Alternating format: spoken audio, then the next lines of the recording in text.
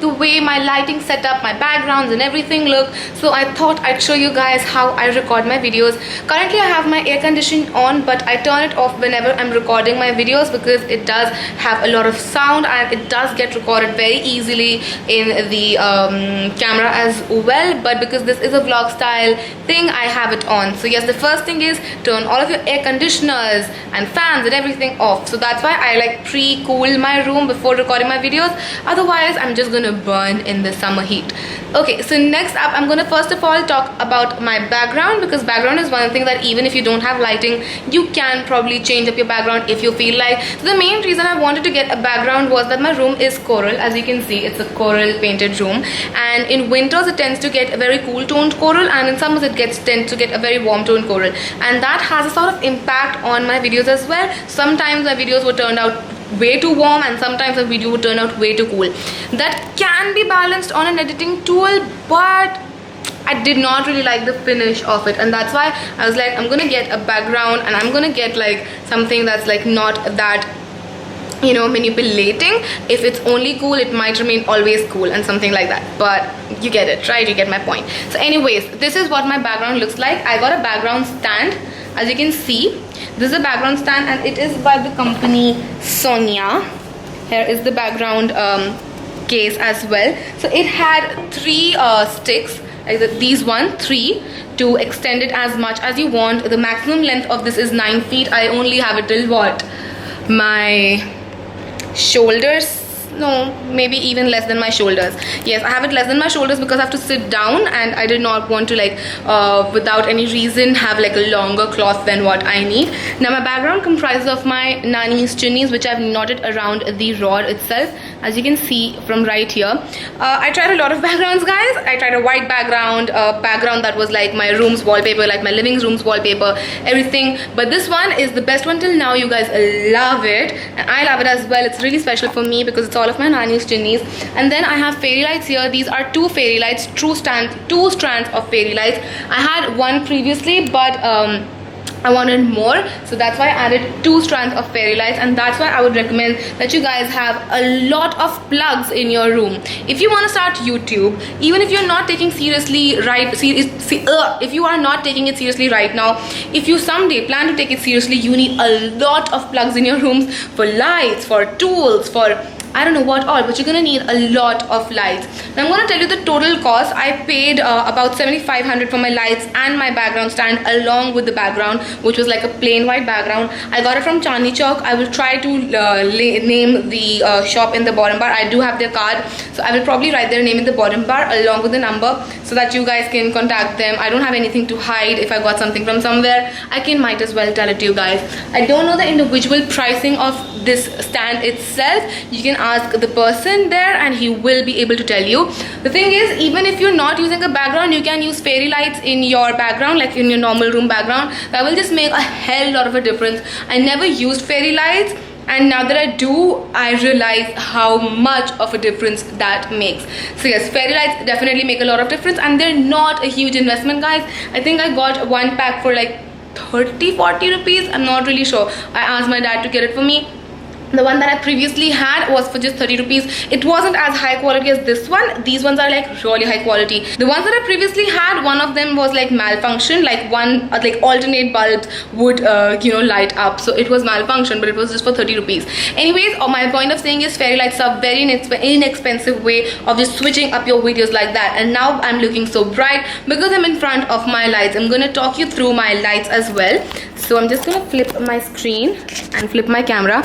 So this is what my current setup looks like. I have my camera here and my tripod. This tripod is by Photoron or however you pronounce it. I got it when I got my camera, and I bought my camera from the stores in Connaught Place. I buy all of my cameras from the stores in Connaught Place. So this is a Canon 600D. I have changed my lens, though the lens is a Canon 50mm STM lens, as you can see right here. This is not the kit lens. Kit lens, guys, are shitty. I bought got my camera just because it had 2 lenses in it, but trust me guys, you should buy the body and the lens separately. You're gonna save more and you're gonna have like a higher quality video footage. So yes, this is a Canon 50mm STM lens. This doesn't make any sound while focusing. This camera doesn't have autofocus. Whenever I'm gonna upgrade my camera, I'm gonna make sure I get one which has autofocus. So yes, this is the tripod. It extends to a good height, at least as much as I need. So yes, this is and it's quite stable as well. It's quite heavy duty, so that my camera doesn't like fall down or anything. And here is the place where you can adjust everything from, and that's my dirty vanity. Please excuse that. Please excuse that. Again, a lot of plugs. As you can see, I have 3 things plugged in here. So yes, I have a lot of plugs. The thing that you're seeing here, the ring light, I DIY'd this one because I could not really find a ring light in India, and the ones that were online were quite expensive, and I thought I'd just DIY. So I just got some LED strip lights. This was again very inexpensive, and I just cut out a circular frame from a cardboard box, as you can see, which is quite cheap, nothing too fancy. And the LED strips came with its own adapter, which I did not need to make. So yeah, that was quite easy. So I just then like wrapped it around the circular frame. There are a lot of tutorials on YouTube. I can like guarantee you can probably find one that's quite easy. So yeah, I just DIY'd my ring lights. Now coming on to my soft boxes, I placed them quite as you can see at an angle. So this is my camera here, and then on both of the sides my ring lights are like placed quite angularly. They're not straightforward, because if they're like straight, they will have a lot of harsh impact on my face. This way I get light from sideways and not like completely straight. My soft boxes are also by the company called Sonia. Sonia makes a lot of, you know, photography stuff, so you probably want to check them out. And this is the 3-step tri-light soft box, and I got, as I said, 2 of them along with that background stand and one background for 7500. I only have 2 of them on though. I don't have the third one on. It has 3 bulbs inside it. I set this whole thing up by myself. This comes like dismantled, and then you have to like set up everything, starting from this, you know, mesh right here, which sort of like distributes the light all around. Again, I just have 2 lights on in this softbox as well, and these are placed at an angle. You'll be able to see like this. So you see, it's not like straightforward, but it's like sort of like tilted, so the light comes from sideways, and the straight light is provided by this. Whenever you're using lights, if you have just one source of light coming straight from here, I'll tell you guys what happens is, whenever you put your hand up, it's going to create a shadow. It's not going to create it right now because I have both of my soft boxes on.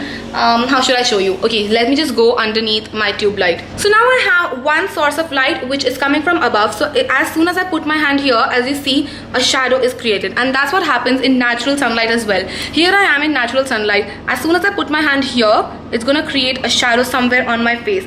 That's why I have 3 lights to balance each of them out. So yes, that is my light setup, and that is my background setup, and basically that's how I record my videos. I have a lot of media cards in hand. I only have like a 8 GB and a 16 GB one in my hands right now, because one of the 16 GB card is getting transferred on my laptop. My camera has 32 GB card in it, and my vlogging camera, through which I'm telling all of this to you guys, has another 16 GB. You must always keep a lot of cards handy, because you never know when you're gonna need a lot of space. So yeah, I have a lot of media cards. Then battery, I do want to get like a new battery, because my battery dies out on me so quickly. So I do want to get a new battery, so that I have a backup battery whenever my battery runs out. So yeah, that's how I record my videos. That's how my filming setup looks like. If you want another video on how I edit my videos, how I monetize them, SEO, everything, do let me know. I probably will do one of that. I hope this video is helpful for any beginner or anyone who wants to get a new lighting setup. I hope this is really helpful for you guys. I never saw any video regarding, you know, how to set up your lights and everything. I've done everything by myself, and that's why it did take me a while. So anyways, that was one thing. I hope you guys enjoyed this video and it was helpful for you, and if it was, do let me know if you would like me to continue with this series wherein I talk about my YouTube saga. And I will see you guys next time. Till then, take care. Bye.